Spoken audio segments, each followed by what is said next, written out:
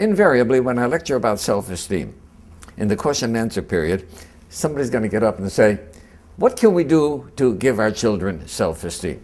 My stock answer is, it's contagious. Right? If parents will have good self-confidence, a good self-esteem, the children will pick it up. If parents go around feeling failures, insecure, the children will pick that up. So the first thing I say is, work on your own self-esteem.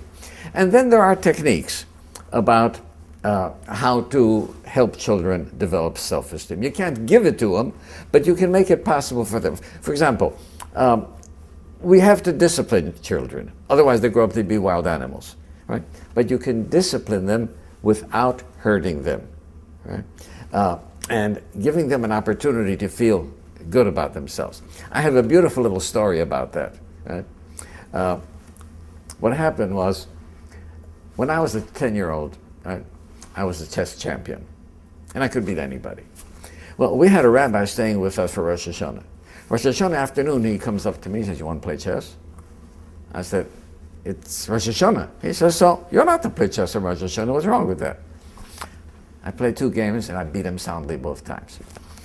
Later that evening, the shamus, the sexton, comes over, and he says, the rabbi wants to see you in the study. So I came in. My father was looking in the volume of whatever.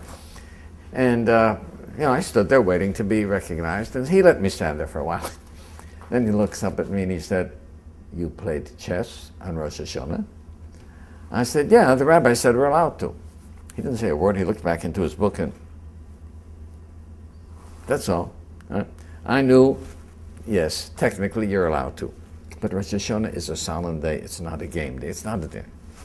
So I got the message, and I stood there waiting to be dismissed. And to be dismissed, he would say, "Geh gesund, hey, you can leave." Right?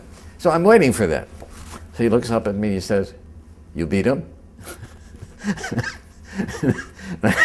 I said twice, "Geh gesund, hey." You see, he had to tell me that he didn't approve of what I did. Right? But I was not going to leave the room feeling bad about myself. And that is the trick of good discipline. Discipline your children in a way that you'll correct them and let them know what's wrong and what's right, but don't make them feel that they're bad, even if they did something wrong.